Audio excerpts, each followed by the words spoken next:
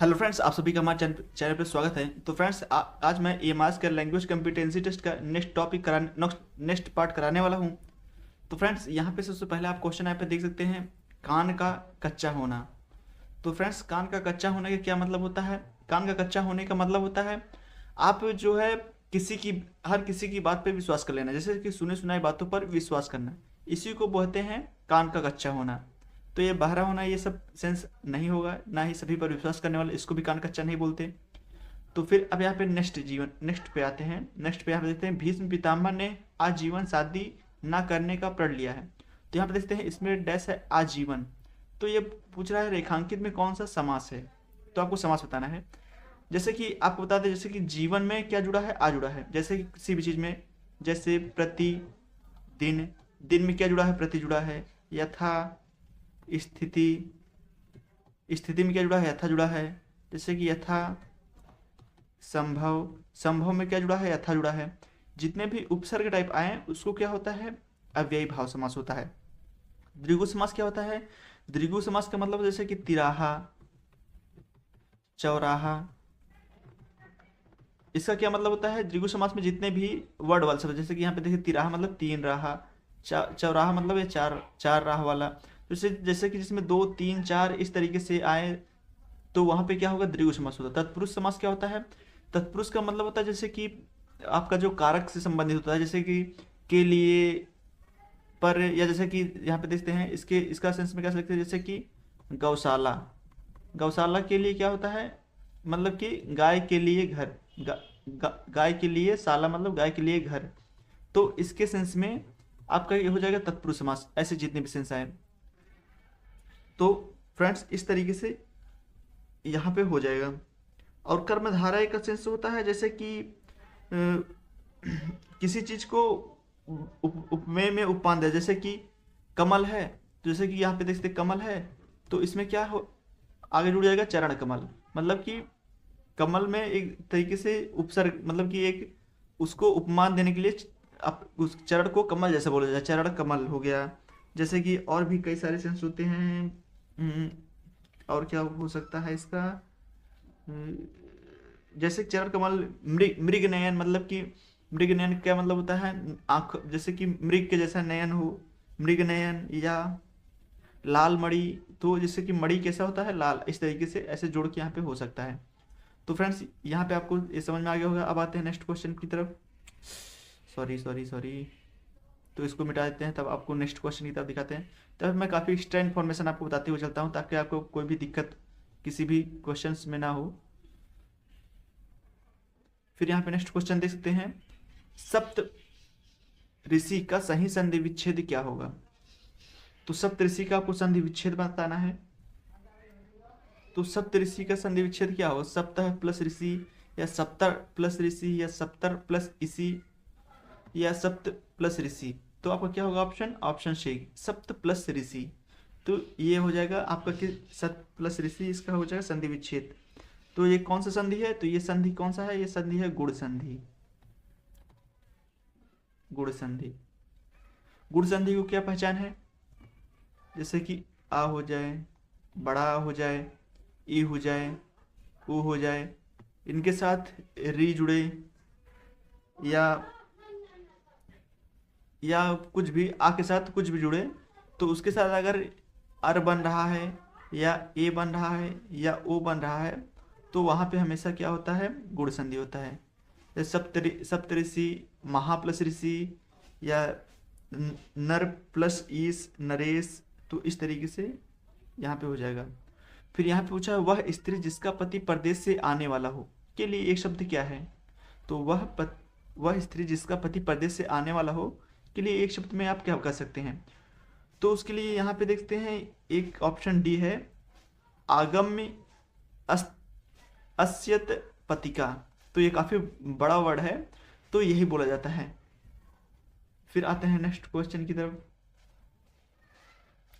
Next question है 75। 75 में निम्नलिखित विकल्पों में दो शब्दों का जोड़ा प्रथम और द्वितीय दिया गया है, वह जोड़ा ज्ञात करें जिसमें द्वितीय शब्द का अर्थ प्रथम अर्थ के समान हो। तो आपको क्या बताना है, इसका अर्थ जो है इसके समान होना चाहिए, इसका अर्थ इसके समान होना चाहिए, इसका अर्थ इसके समान होना चाहिए, इसका अर्थ इसके समान होना चाहिए। तो आपको यहाँ पे बताना है।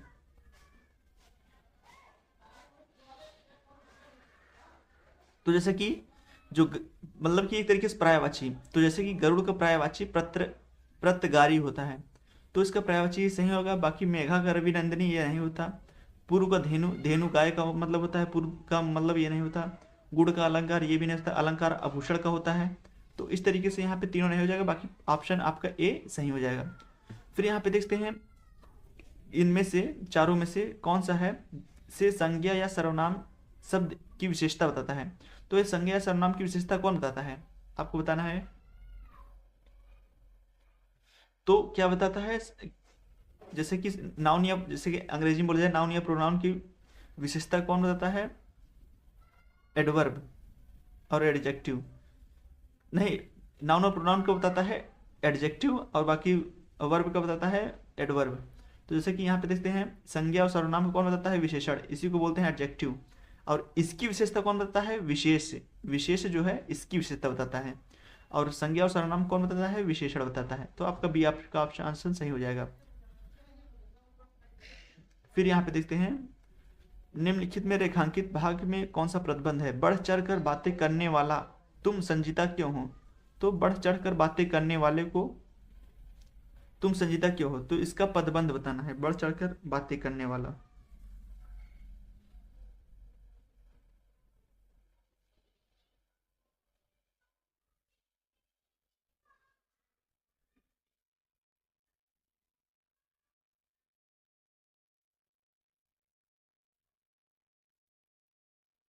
तो ये क्या है, सर्वनाम पदबंध है, बढ़ चढ़कर बातें करने वाला। तो यहाँ पे देख सकते हैं ये संज्ञा के स्थान पे यूज हुआ है। बढ़ चढ़ कर बातें करने वाले, कोई भी चीज़ जैसे किसी को बोला जाता है बढ़ चढ़ कर बातें करने वाले को, जो बहुत ज़्यादा बड़ बोला बोलते हैं, उसके स्थान पे ये प्रयोग किया गया है। तो उसके लिए हम क्या बोल देंगे, सर्वनाम पदबंध है ये। फिर आते हैं नेक्स्ट क्वेश्चन की तरफ। यहाँ पे देखते हैं नेक्स्ट क्वेश्चन, अमृत का विष से वही संबंध है। देखते हैं अमृत का विलोम है विष, वही संबंध है जो अतरंग का, अतरंग का संबंध यहाँ पे बताना है। अतरंग की क्या होगा, अतरंग का अर्थ क्या होता है, आप बताइए। अतरंग का विलोम होता है क्या, बहिरंग। तो इसका विलोम ही पूछा, अतरंग का बहिरंग होता है। वह खाता होगा, इस वाक्य में क्रिया किस काल की है। तो आपको बताना है जो ये वाक्य है इसमें जो क्रिया है वो किस काल का है। वह खाता होगा यानी कि ये भविष्य की बात हो रहा है और संभावना है कि वह खाता होगा। तो यहाँ पे देखते हैं ये सामान्य संभाव्य भविष्य काल का है। तो आपका ऑप्शन क्या हो जाएगा, बी। नहीं नहीं, एक मिनट, वह खाता होगा तो संभाव्य नहीं, वो खाता होगा, sorry sorry sorry sorry sorry sorry, वह खाता होगा तो ये संदिग्ध है, क्योंकि खाता होगा या खाता नहीं होगा तो ये भी संदिग्ध में है ना, कि खाता होगा कि नहीं खाता होगा, तो ये संदिग्ध होगा अभी, क्योंकि कंफर्म नहीं है या संदिग्ध है कि शायद खाता होगा या नहीं खाता होगा। जहाँ पे संदेह प्रकट है वह खाता होगा, तो ये संदेह है उसको अभी, तो ये संदिग्ध होगा। तो सॉरी, मुझसे एक गलती हो गई। फिर यहाँ पे नेक्स्ट क्वेश्चन देखते हैं, सही विकल्प का चयन करें जो वाक्य शुद्ध है। वह सारी रात भर पढ़ता रहा, फिर वह सारी रात पढ़ता रहा, रात भर पढ़ता रहा, वह पढ़ता रहा, वह सारी रात भर। तो देखते हैं ये भी गलत है, ये भी गलत है, वह सारी रात भर पढ़ता रहा। अब इन दोनों में आपको बताना है, आपको समझ के बताइए कौन सा होगा। देखते हैं यहाँ पे जब लग चुका है सारी रात, जब सारी रात लग चुका है तो यहाँ पे भर लगाने की क्या आवश्यकता है, वह सारी रात पढ़ता रहा। अगर ये होता तो सही हो जाता है। फिर सारी रात भर, तो ये भर वाला सेंस जो आ गया गलत हो गया, बाकी इसलिए ये गलत होगा, बाकी ये सिर्फ दूसरा वाला ऑप्शन आपका सही हो जाएगा। फिर आते हैं नेक्स्ट क्वेश्चन की तरफ। नेक्स्ट क्वेश्चन है, अब आपका क्या स्टार्ट होगा, आपका इंग्लिश स्टार्ट होगा। इंग्लिश थोड़ा सा इसको मिटा दे पहले, यहाँ पे इसको यहाँ पे मिटा देता हूँ। यहाँ पे देखते हैं give a hand, give a hand का क्या मतलब होता है, आप किसी को हाथ दे देना। गिव अ हैंड मतलब क्या, मतलब कि आप किसी की क्या कर रहे हैं, सहायता दे रहे हैं। तो डोनेट डोनेट ऑर्गन इतने तो किसी को अंग देने को बोलते हैं। क्लैप हैंड मतलब कि ताली बजाने को कहते हैं। किसी को इनकरेज बोल करना को भी गिव अ हैंड बोलते हैं, गलत। गिव अ हैंड मतलब असिस्ट, असिस्ट का क्या मतलब होता है? सहायता देना। तो आपका ऑप्शन ए सही हो जाएगा। फिर हाई टाइम, हाई टाइम का क्या मतलब होता है?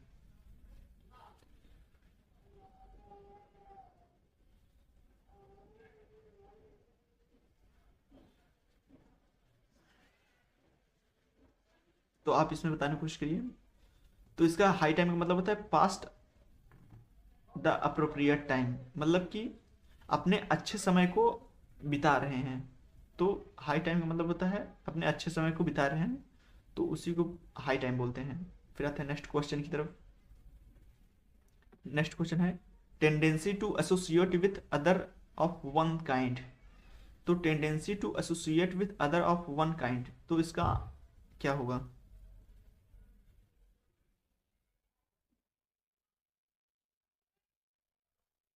तो इसका आंसर होता क्या? ग्रिगेरियस। ग्रिगेरियस क्या मतलब होता है? ग्रिगेरियस का मतलब होता है मिलनसार। तो यहीं पे देखते हैं टेंडिंग टू एसोसिएट, मतलब कि हर किसी से घुलने मिलने की जो आदत होती है सो ग्रिगेरियस बोलते हैं, मिलनसार। तो यहाँ पे देखते हैं करेक्टली स्पेल्ड वर्ड। तो यहाँ पे डिफिनेटली का करेक्टली स्पेल्ड आपको बताना है। तो जैसे कि यहाँ पे जैसे कि हम फाइनाइट कैसे लिखते हैं? FINITE। अब डिफिनेटली कैसे लिखना है? फिर आपको DE लगा देना है, डिफिनेट। अब फिर ली लगाना है तो डेफिनेटली। देखते हैं इतना आसानी से हो गया। तो आपको इसमें कौन सा सही दिख रहा है? तो यहाँ पे देखते हैं ये गलत, टी के बाद ई नहीं है, ये गलत हो गया। यहाँ पे यन आई, यन के बाद आई होगा, ई नहीं, तो यहाँ पे ये भी गलत हो गया। यन के बाद आई होगा, ए नहीं, तो ये भी गलत हो गया। तो आपका ऑप्शन बी आपका सही हो जाएगा। फिर आता है next tasty money. Tasty money का क्या मतलब होता है? तो आपको क्या बताना है? इसका एंटोनिम बताना है। तो टेस्टी मनी का क्या मतलब होता है? जैसे कि कोर्ट वगैरह में गवाही देने की, जो गवाही देने के लिए जाता है उसके जो गवाहदार होता है उसे हम टेस्टी मनी बोलते हैं। तो इसका क्या मतलब होता है? एक तरीके से इसका मतलब होता है प्रूफ। Proof, proof. तो इसका होगा प्रूफ। तो इसका एंटोनी मतलब उल्टा क्या होगा? डिसप्रूफ। तो आपका ऑप्शन बी डी सही हो जाएगा। तो एग्जेजपरेट, सॉरी एग्जेजपरेट, एग्जेजपरेट का क्या बताना है? सिनोनिम बताना है आपको। एग्जेजपरेट का सिनोनिम बताना है। एग्जेजपरेट का मतलब होता है भड़काना या चिढ़ाना। भड़काना, भड़काना या चिढ़ाना। भड़काना या चिढ़ाना। एग्जेजपरेट मतलब भड़काना या चिढ़ाना। तो इसका क्या होगा?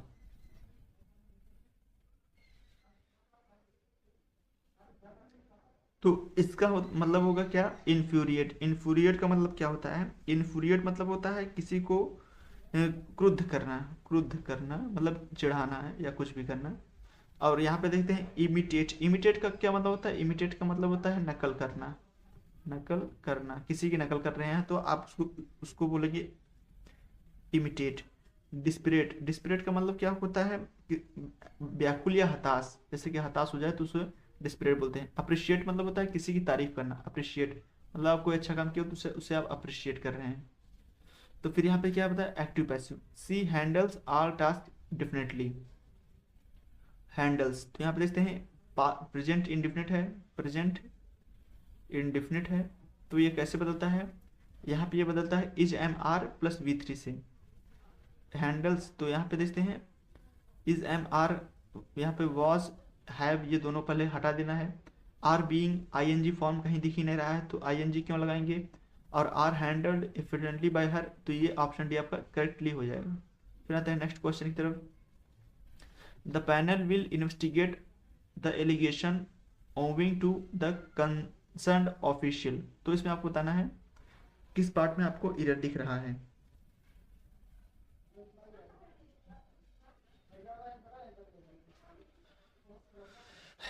हो।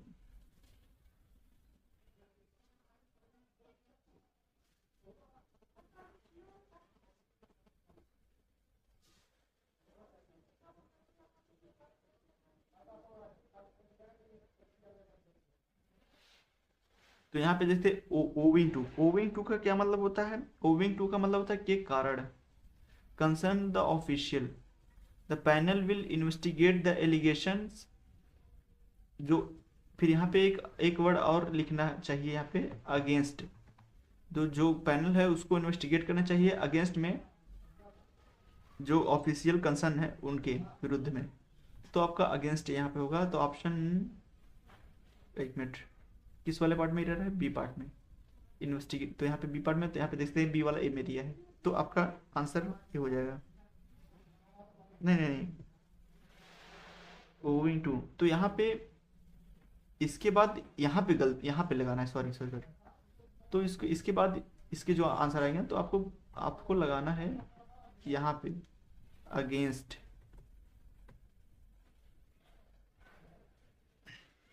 ये ओविंग टू का, ओविंग टू यहाँ पे हटा के अगेंस्ट लगाना है, तो आपका ऑप्शन ऑप्शन ऑप्शन हो जाएगा, ऑप्शन हो जाएगा बी। तो ये गलत, तो यहाँ पे ओविंग टू की जगह क्या होगा? अगेंस्ट। ए मेजर अर्थक्वेक, फिर यहाँ पे स्पेस दिया है, in India on 8 October 2005 in URI Uri, मतलब कि ए मेजर अर्थक्वेक। तो यहाँ पे देखते हैं पास्ट का बात है, पास्ट का बात है तो क्या होगा? अकर्ड, मतलब V2 2005 में बात हुई थी, कब? अक्टूबर में, तो यहाँ काफ़ी पुराना बात हो रहा है, तो पास्ट इंडेफिनिट, तो ये अकर्ड। फिर यहाँ पे 90 क्वेश्चन पे आप देखते हैं, I will be joining the official, फिर यहाँ पे 4 प्रीपोजिशन दिया है, अ वीक टाइम, तो यहाँ पे बताना है आपको क्या होगा।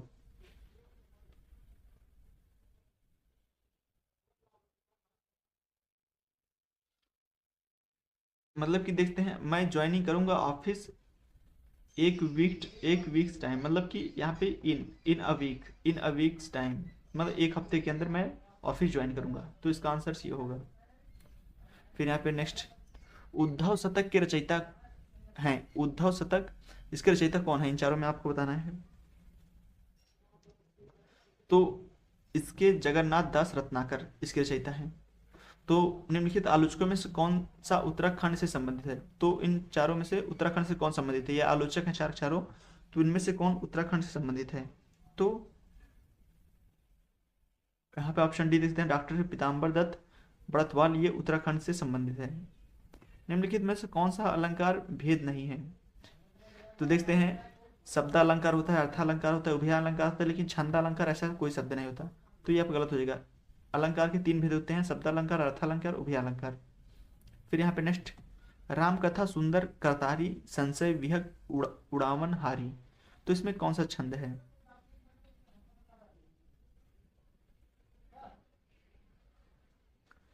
तो अभी इसमें देखेंगे, जैसे कि यहाँ पे देखते हैं, यहाँ पे रा, रा और आ, मतलब कि यहाँ पे 2 हो गया, एक एक, यहाँ पे 2, यहाँ पे भी 2, यहाँ पे भी 2, यहाँ पे 1, यहाँ पे 1 1 2 2 2 1 1 2 1 1 1 2 1 1 2 2 2 2 4 1 5 1 6 6 2 8 2 8 1 9 9 1 10 10 1 11 1 12 1 13 1 14 1 14 2 16। तो यहाँ से यहाँ पे देखते हैं, यहाँ 10 लगा है, देखते हैं 16 है। और फिर यहाँ पे भी देखते हैं 2 2 4 4 4 2 6 6 5 11 11 7 16। तो यहाँ पे देख 16 है, 16 है, यहाँ पे देखते हैं 16 16 है। तो 16 16 किस में होता है? जैसे कि मैं आपको बताया, ये चौपाई में होता है, 4 का स्क्वायर कितना होता है? 16। देखते हैं 16 16 है, तो इसका क्या होगा? चौपाई हो जाएगा। फिर यहाँ पे देखते हैं रस सूत्र, रस सूत्र के जनक माने जाते हैं, तो आपको बताना है रस सूत्र के जनक कौन माने जाते हैं। तो जैसे कि आपको बताते हैं, भरत मुनि द्वारा जो कि रस की उत्पत्ति मानी जाती है, मतलब कि रस की रचयिता ये माने जाते हैं, तो भरत मुनि इसके राइट आंसर हो जाएंगे। तो इन्होंने कितने जो है रसों की संख्या बताई थी? 8 रस। 8 कौन कौन से हैं, तो आपको आपको हमें कमेंट में बताना है। तो यहाँ पे देखते हैं 96 में, यद्यपि का संधि विच्छेद क्या होगा? यद्यपि, या यद प्लस अपि, या यद प्लस पी, या अपि। तो इन चारों में से आपको बताना है कौन सा होगा।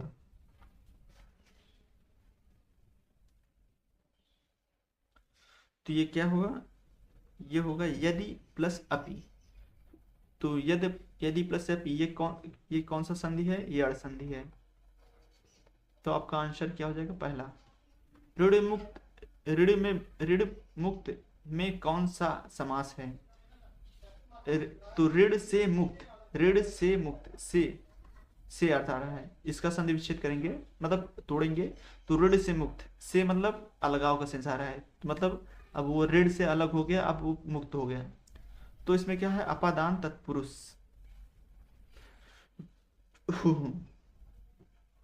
तो नेक्स्ट क्वेश्चन की तरफ आते हैं। नेक्स्ट क्वेश्चन पे आते हैं, हिंदी स्वरों का वर्गीकरण जब जीभ के भाग के आधार पर किया जाता है तो कौन सा भेद के अंतर्गत नहीं है?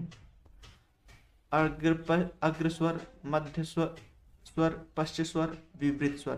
तो इनमें से कौन सा नहीं है? तो जैसे कि अग्र होता है, पश्च होता है, मध्य भी होता है, लेकिन ये विवृत स्वर ये नहीं होता जीभ के आधार पर। फिर यहाँ पे नेक्स्ट क्वेश्चन है, आम खाया जाता है, आम खाया जाता है में कौन सा वाच्य है?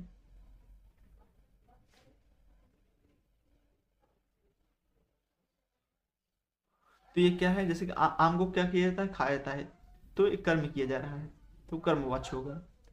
तो इसमें से भाववाच्य का उदाहरण है, जैसे कि यहाँ पे देखते हैं, अब चला जाए, रवि आम चूसता है, अजय खाना खाता है, मोहन पत्र लिखती है। तो यहाँ पे देखते हैं सभी सभी कृतवाच्य है। रवि क्या कर रहा है? आम को चूस रहा है। अजय क्या कर रहा है? खाना खा रहा है। मोहनी क्या कर रही है? पत्र लिख रही है। तो यहाँ पे देखते हैं पहला आप ऑप्शन देख सकते हैं, अब चला जाए। अब चला जाए क्या होता है? जब हमें कुछ भाव आता है, अब चला जाए कि अब रहा जाए, कि अब सोया जाए, अब खाया जाए। तो एक तरीके से अंदर से भाव आती है, बस अब काम हो चुका है, अब सोया जाए। तो इस तरीके से जो भाव वाले आते हैं जितने भी, तो वो क्या हो गया? भाववाच्य। तो आपका ऑप्शन ए सही हो जाएगा। तो फ्रेंड्स आज के लिए बस इतना ही। आपको आई होप आपको ये सेट बहुत अच्छी लगी होगी। तो इसमें काफ़ी मैंने एक्स्ट्रा इन्फॉर्मेशन आपको बताते हुए चला है। तो फ्रेंड्स आई होप आपको ये वीडियो पसंद आई होगी। पसंद आई हो तो लाइक करके चैनल को सब्सक्राइब कर लीजिएगा। मिलते हैं नेक्स्ट वीडियो में।